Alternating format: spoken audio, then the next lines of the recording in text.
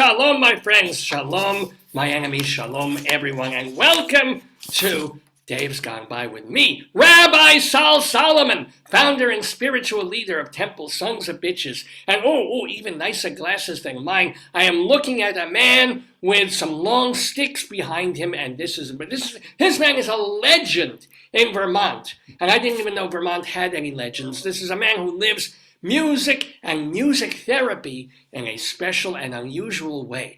He is the songwriter of such really catchy tunes as Electric Tan and Cheese Steaks and Tasty Cakes, but most importantly, he creates soundscapes and vibrations that help with healing, or maybe they heal with helping, or they heap with helling. Whatever they do, he is the didgeridoo master! PITZ QUATTRONE! Shalom to your PITZ, and welcome to the neighborhood! Thank you, Rabbi. How are you this morning? Please, it's the third day of Passover. I'm so stopped up, I can't even move. I'm like, there's matzah brie traveling past my stomach, past my colon, down into my knees. I can't wait for this to be. How are you doing? I'm doing great. I think that could qualify as an overshare. And that's all I do is overshare. Speaking of sharing, is PITZ, P-I-T-Z, is that your real name? Yes, it is. It's an abbreviation for Pizzagini. And Pizzagini, my dad's Italian, obviously. And so Pizzagini is a kiss that they do to babies. And he's from Calabria. And so they kissed the baby, grabbed the cheeks and kissed the baby. And they did that to me, of course. And so I used to laugh every time. So immediately they started calling me Little Pizzagini. Oh my God! And Quattrone, now that I think of it, I think of you as Australian, which you're not at all, right? Or where are you from? You're from Philly or Boston or where? What are you? Yeah, I was born in the Philly area, and I'm not Australian. No, and yet behind you is. Did you make all of those? Did you hand make those? Yes. Didgeridoos, please tell me. Yes, I've made all the didgeridoos. I can play one for you for a few seconds. Yes, yes. All Wait, right. you can accompany me on I'll sing as you do the thing. Here we go. Avadim hayinu ataben echorim. Can you get other notes on there? In other words, that's are there octaves? Well, not octaves, but can you at least get a few more notes on the scale? Yeah, well, technically it's a drone, but it's a very unique drone because depending on the skill of the player, you can bend that note a pitch up or down, a step up or down. And then the other really cool thing you can do with the didge is you can sing while the drone is happening. The drone starts with your lips flapping. So you can sing right through that drone and harmonize with it or in unison. So there's a lot of really cool things. Can you demonstrate that? Are you able to do that? Sure. I'm sorry to make you get up and get down and do whatever. Yeah, no problem. So I'll just say, hello, how are you?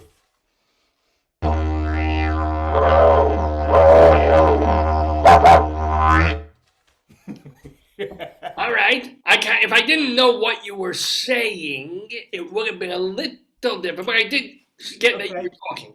Wait. Yeah, I could talk or sing. I'll say like, how about like just a simple melody? Da da da da da da da.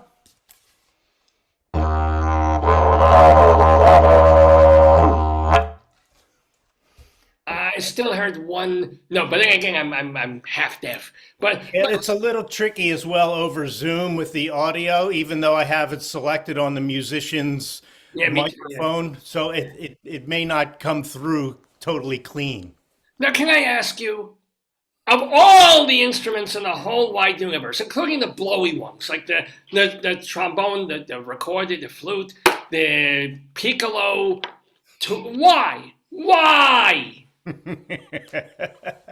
Well, this instrument grabbed me because such a cool sound, and back in grade school. I was always the kid making weird sounds in the back of the room, trying to get people to laugh. I was the class clown, and then eventually I heard the didgeridoo in I think it was one of the Crocodile Dundee movies, and I heard it was like, oh my God, what is that thing? So it immediately grabbed me, and so I finally figured out what it was, and the more and more I found out about it, the more connected I felt. It wasn't just like a novelty sound. It was very deep, and there's so much more meaning and history and culture to it. So you have said in your press materials and all of this that the didgeridoo, quote unquote, saved your life. What were you also constipated and they had to put it in the other end? How did it save your life? I wish it was that simple. No, you don't. Trust me, you don't. But no, I mean, during my 20s, I could have gone down a couple different paths, and I was heading down a dark path with my life. And the didgeridoo, again, I heard it in the movies, and then I found out about it. And the more I played, the more I felt connected to it, and it offered me a healthy lifestyle. And But what lifestyle do you get? I mean, with all the respect, even if you become a master of the didgeridoo, how do you make a living? It's yeah, not as if the Beatles is like John, Paul, George, Ringo, Pitts, hey Jude. No, talk to me. yeah. Well, actually, there's a really cool photo of the Beatles, their first tour in Australia, and they're all posing with a picture with didgeridoos. This is So, And yet they never used that. All the Indian instruments they incorporated. George right. Harrison didn't. I don't think there's one. Did they ever? Because they were like that. That we assimilate instruments. But did they ever use a didge? No, not that I know of. So, but a lot of other bands have. But to get back to the dark path question, I was drugs and alcohol and borderline criminal activities. Well, when you say borderline, I'm thinking you already crossed that border. Yeah, I did. And I crossed a couple little borders, but not gigantic ones.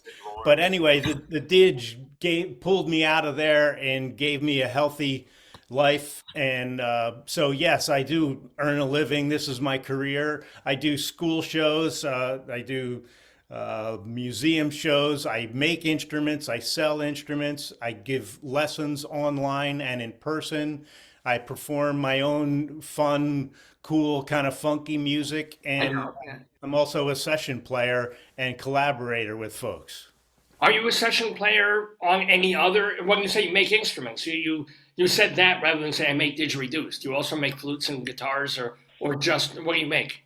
Didgeridoos. Oh, you just how many people how many people are ordering didgeridoos? It really depends on the month or the year. I mean, certainly around the holidays come. It seems like in the fall and the holiday season, even through past New Year's, it's my busy season of the year. It's a beautiful physically because it's a wooden thing. And how long does it take you? And I think you said there or somewhere there's a certain kind of wood and it's already hollow or something, so it's helpful. I mean, what is the process that you're talking about? Well, the original process, the ones from Australia, it's termites eating out the center of a tree limb. And so the didge maker will go around and look for a termite mound and then different types of eucalyptus trees close by. And most likely the termites have gone into the tree and did their work. So they go up the trunk and out the branches from within. And the didge maker will go around and knock on the branch and listen for how hollow it is. And if it's ready to go, he'll know and he'll chop it down and bring it back home. But if it needs more time, then he'll come back in a couple months. But what I do is I don't want to have termites in my house. So what I do is I use a big long drill bit and I use a certain kind of wood that's called princess tree is a nickname for it, or Polonia is the real name. Where do they And come? Are they indigenous to the U.S. or do you have to go out?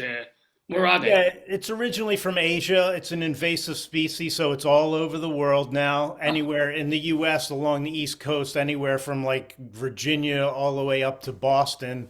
And this tree grows. But the cool thing for me is it grows mostly hollow the first 2 or 3 years of its life. So my drill bit just has to follow that tunnel, and then it gets to the branch intersections, and it goes right through that. So the tunnel is already it's like a pilot hole. you're talking like my proctologist now. But let me ask you. So, all right, you take it down. It's already the hard work has been done for you because the tree already grows. And what besides design do you have to do? Polish it, smooth it, lacquer it? How do you make a mouth part that doesn't give you splinters? What is involved there? Yeah, right. Well, most of the work is done. Although I have to expand that tunnel out so it's not just like this tiny little tunnel. So what I do is I carve out the mouthpiece end so it's nice and smooth, and I can show you one of those. And then I carve out the other end, the bell end, which is it flares out like a trumpet or a trombone does. So Let's see. Let's see. here's the mouthpiece end.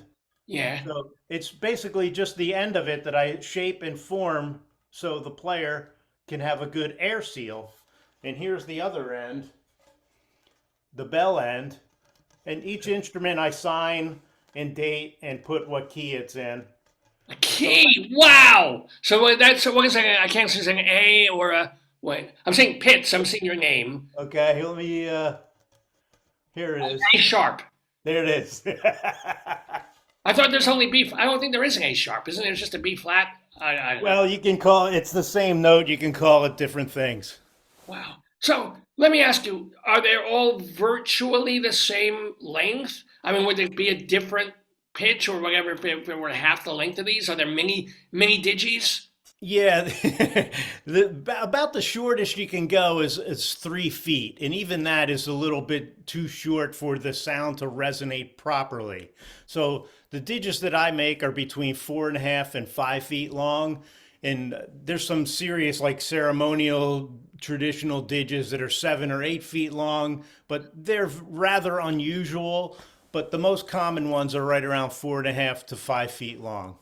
Now, how are these different from those things that you see like in the Swiss Alps, where those guys do those long ivory things, and they're like, I mean, at least those that can sit on the ground, you don't have to hold the things up the whole time. They can just kind of plunk them on the ground, and go. "Woo!" Look at those. That's something called an Alpenhorn. Right. And Yeah. yeah, and what's different is the mouthpiece of it is rather narrow, kind of like a trumpet or a trombone, and it's a different lip embouchure. For the didgeridoo, your lips have to flap like Yeah, I have a hair lip. I can't do it properly. gotta go Sounds like I'm farting. No. slow it down.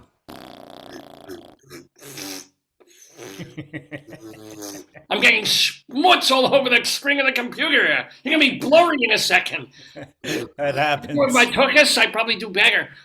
So, but let me ask you, you make music with this, and it's probably almost like Weird Al Yankovic with the accordion. You bring it sometimes into more popular music conventions and things in jazz. But what the hell was I going to ask about this? What was I going? Oh, but there's a whole other aspect to the didgeridoo that involves making people physically feel better. Yeah. What was vibration? Tell me what. Well, there's a few different ways. I mean, you can get some serious health benefits by playing, and then maybe what you're talking about is absorbing the vibration. So, first of all, let's get back to if you play didgeridoo, there's been studies, and there was studies from the British Medical Journal about a doctor in Switzerland who had 25 sleep apnea patients. And he had the idea of like, okay, if you play didgeridoo, you're using these mouth muscles and throat muscles.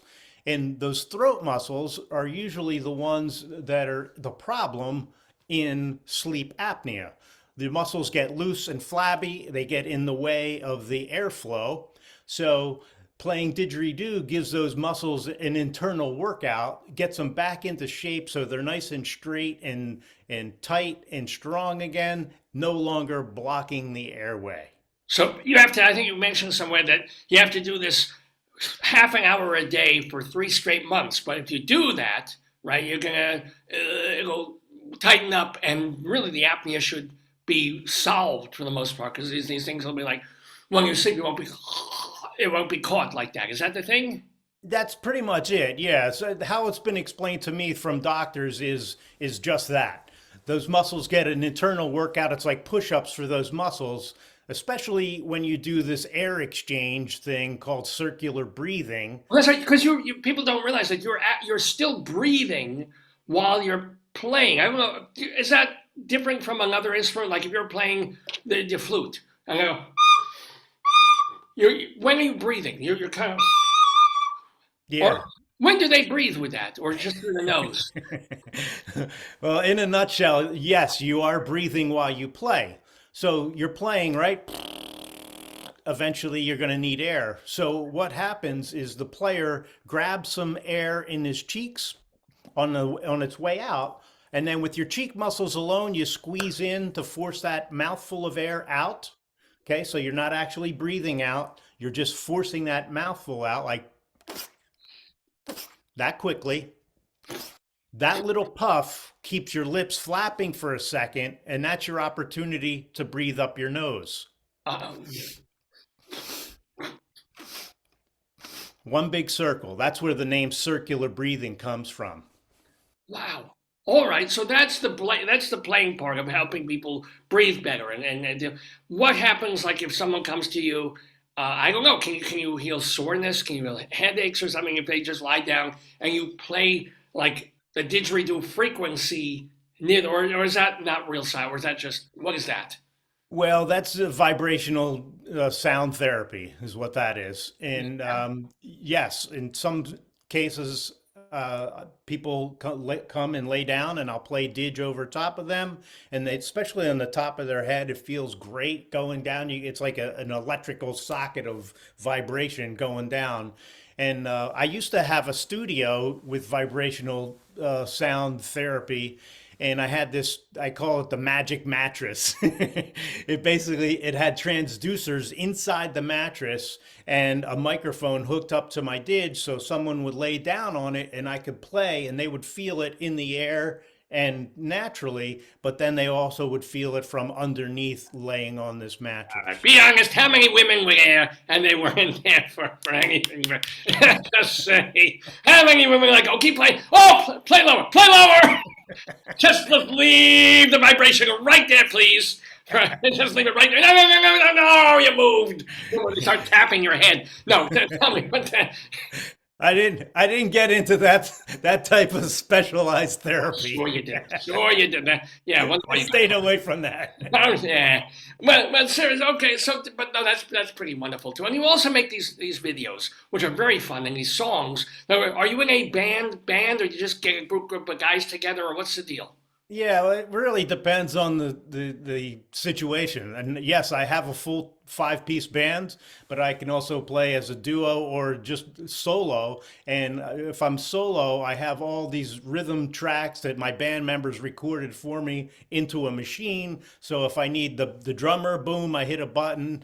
If I need the bass player, I hit a button, and then I play didge live on top of that and sing live on top of that. That's pretty. What's the name of when you go with a full 5-piece band? Do you have a name? Or is Yeah, it?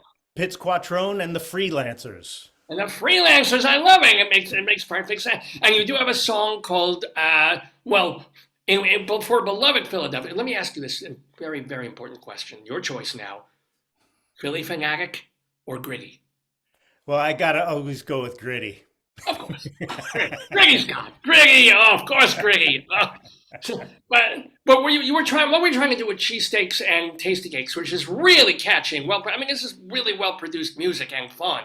Were you Thank you. trying to get that to be like an official or unofficial Philadelphia NHL? What was it? What's it? Yeah, well, basically a friend of mine. I live in Vermont. I've been here for 25 years. I grew up in the Philly area, and another buddy of mine, actually the guitar player in my band, Chris Robertson, he lives in Vermont. He's also a Philly expat, and we were talking, and it's like, well, I was going to go down and see my mom. I said, Chris, I was on the phone. I got to go down to the land of cheesesteaks and tasty cakes. And it just rolled off my tongue. And he's like, Pitts, there's the song title right there. It really was, yeah, yeah. Now that was not the one. It was Electric Tan that got on Kimmel, right? You were not Kimmel.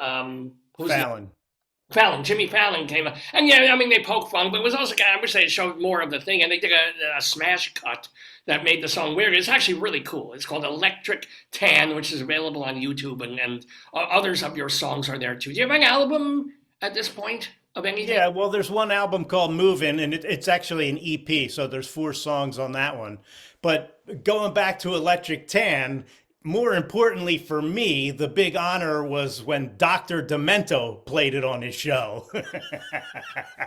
Beloved Dr. Demento. Dr. Demento, by the way, has been on this program twice. So his Cool. great honors of my life. And yes! We are bonding here. We are bonding with PITZ QUATTRONE. So, by the way, if people are interested in either listening to the EP or some of your stuff, or if they want to order their very own homemade didgeridoo, how do they do this? They can go right to my website. Everything's possible off of that, and that's pitzquattrone.com. It's PITZQUATTRONE.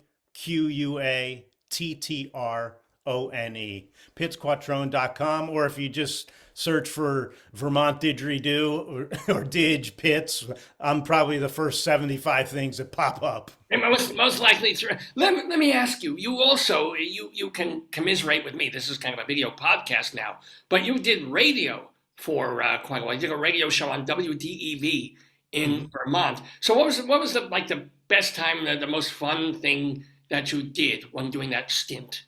Yeah, well, first, the reason I took the gig because let me back up in the 70s, 60s and 70s, listening to FM radio in major cities. I grew up in Philly, so you can turn on the FM dial and listen to incredible variety of music. Even at the same station in the same hour, there was a real authentic variety. So that really got me hooked. And that's where I first heard the Dr. Demento show on Sunday nights at like 8 o'clock or something.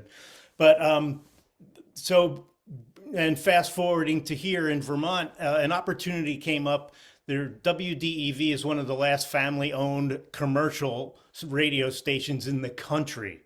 Though afternoons, Monday through Friday, between 1 and 4 p.m., there's a music show called The Getaway. And it's also one of the last FM commercial radio shows where the host, the DJ or the jock, gets to pick all the music. Oh, still my beating heart. Yeah, I know, right? So, yeah, it's still going on, by the way. It's still there. Oh yeah, it's still going on. It's still there. So that was a big attract. That was the only way I was going to do radio again, because I worked in other radio where everything was programmed and you're just going through a list. So anyway, and we could also interview folks. So during my time at hosting The Getaway, I interviewed some notable people such as Jeff Daniels, the actor, and musician. He's a musician too. Yes, that's why he was coming to the area, so we were plugging that. And Ricky Lee Jones, but the real honor for me, my all-time favorite guest was the guitarist from Jefferson Airplane and Hot Tuna, Jorma Kaukonen. Jorma Kaukonen, he's been on this program too. Jorma and Jack Cassidy. We had them both. It was not that we're bragging, not that we're name dropping, but we have had Jorma Kaukonen and Jack Cassidy on. So, yeah. Mutual friends. Basically, essentially, so and you could bond. Did you bond with him particularly as a musician? Oh yeah, a certain way, yeah. Jorma is so cool. He's like a Zen master of music now. He's really evolved into something. He was always very, very special talent, but just personally, he's such a nice, warm human. Now, I gotta say, someone told a not very nice story, not a horrible story, but not very nice, about Ricky Lee Jones Being, was she nice? Was she okay when she was on your show? Yeah, she was because she was plugging the show, upcoming performance and a book she was writing. But yeah, she was totally cool with me. Okay. See, I want to get both sides of the thing. When I hear something, okay, I want to maybe it was just a bad day, sort of a thing. We're having a wonderful day, by the way, with PITZ QUATTRONE here in the neighborhood, talking about his music, his radio shows. I love your videos. How much work goes into doing them? Because they're not $20 million Taylor Swift videos, but at the same time, they're not one camera, homemade on a cell phone either. What goes into those? Well, luckily, I have a good friend who's extremely talented videographer. His name is Jim Gallagher. He lives in Montpelier, Vermont, and Jim he goes into details, like tedious details. And he's like, "Oh, I changed this one thing, Pitts. Check it out." And like, I don't even see the difference.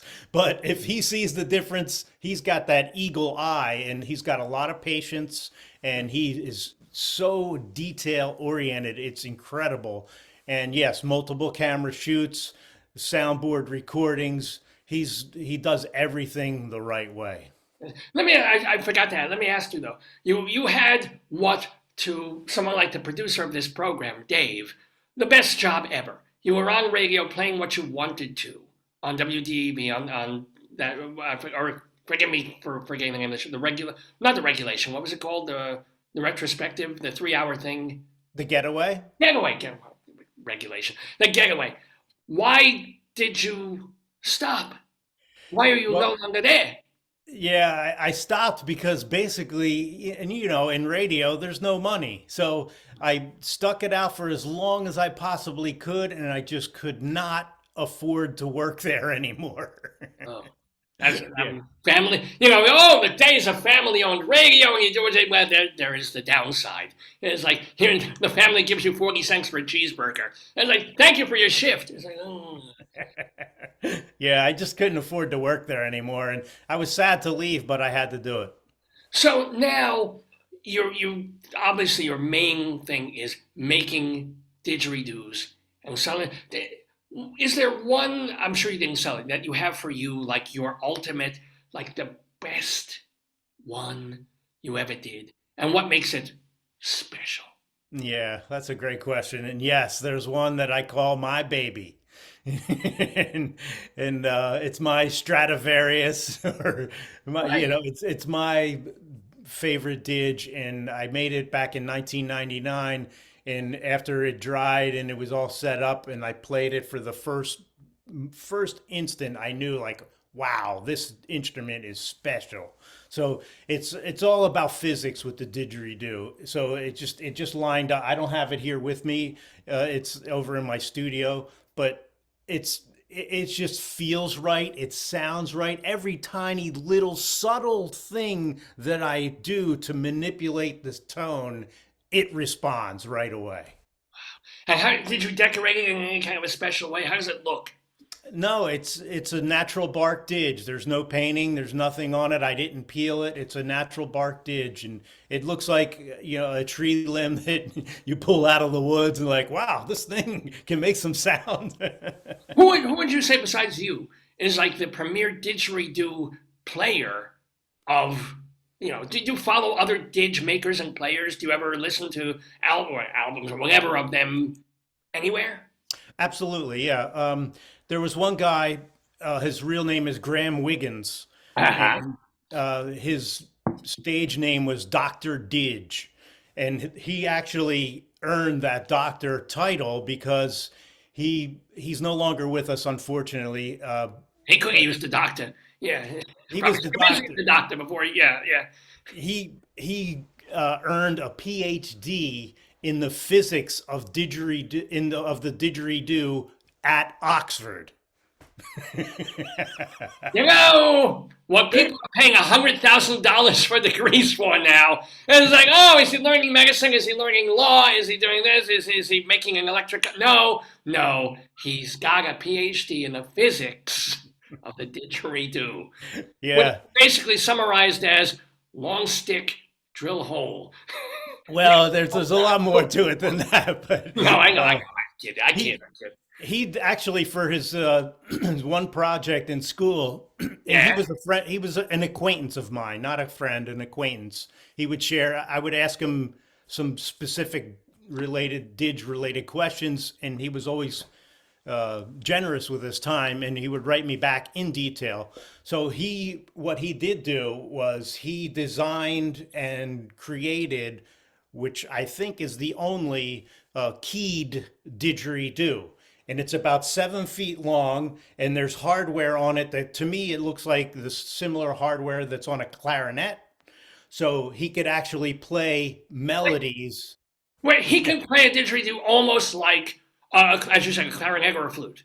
I mean, very much like that. Oh yeah. Yeah, it's an incredible instrument. And after he passed, I contacted his family to see. It's like, hey, what's happening with that thing? I'm interested in to knowing what's happening with it. In case it's in a closet somewhere gathering dust, I'd be happy to play it and continue on that legacy. But they never got back to me. or it becomes this thing where you design one of your own, and suddenly you've got this whole other line of didgeridoos that are tonal and can, yeah, maybe you can improve it even one level further. We can do chords. Yeah, well, Two tones, three tones, you know. yeah, that would be tricky, but anyway, to along those lines, there are other didgeridoos that slide like a trombone, and Really? Yeah. yeah, I have a couple of those, and some people call them didgeribones. All right. But you say you have a couple. Did you make a couple or you have a couple? No, I didn't make those because that's the real tricky design and building techniques. It actually my I did a really cool cover of the classic "Smoke on the Water," and I play play that line on the slide didge. You know, bah, bah, bah, bah, bah, bah. Oh my God, that's wow. Wow. If you can just do that with bagpipes, I think the world would be a magnificently better place. There's probably been a version of that on the bagpipes. Yeah. No, but well, yeah, but no, to merge the Oh, didgeridoo with bagpipes, yeah. an even more annoying instrument somehow, I think would be an extraordinary thing. Would be great. Now we have been talking with the delightful PITZ QUATTRONE. If you want to find out more, if you want to, or we're already in Passover. Easter is this weekend, but hey, why not that far away from Hanukkah, from Christmas, from Shavuos? Why not? Instead of bringing a bottle of wine, and instead of bringing chocolates or some honey cake, forget that. Bring a didgeridoo to those that you love and order one from PITZ QUATTRONE, PITZQUATTRONE,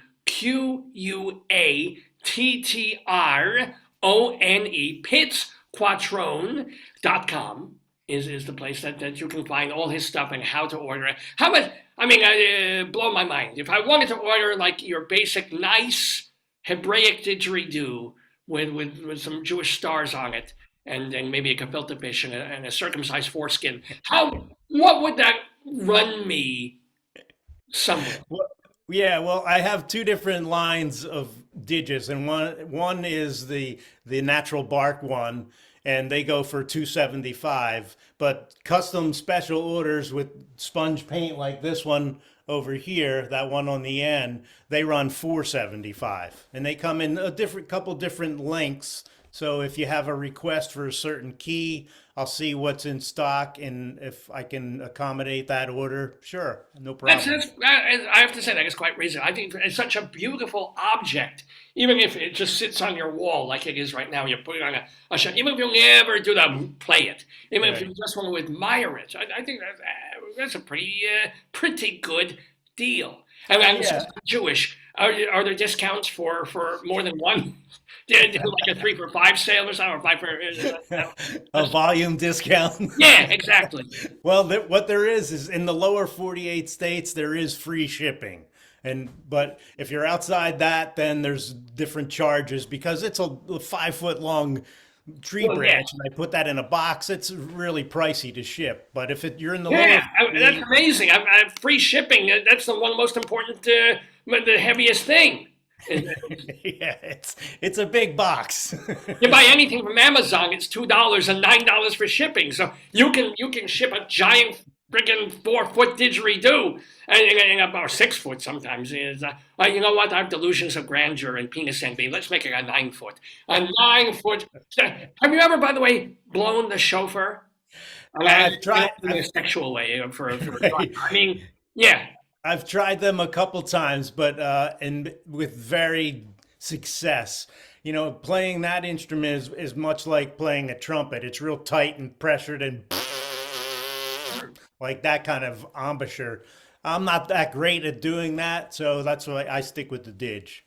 Well, it is thrilling.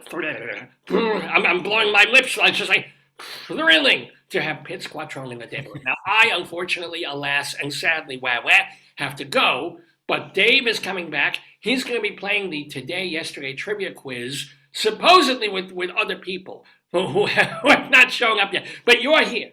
So it may be a little hairy. You might have to do the questions all yourself. Wow, the pressure's on. It is, but you're more likely to get points that way. So we'll see. Just don't go away. Don't go. Can you? I was going to play my music, my outro music, but if you don't mind, I've got to go bring Dave in from the other room. Okay. Could you do my outro and his intro? Sure. One of your magical instruments, PITZ QUATTRONE, didgeridooing us on Dave's Gone By.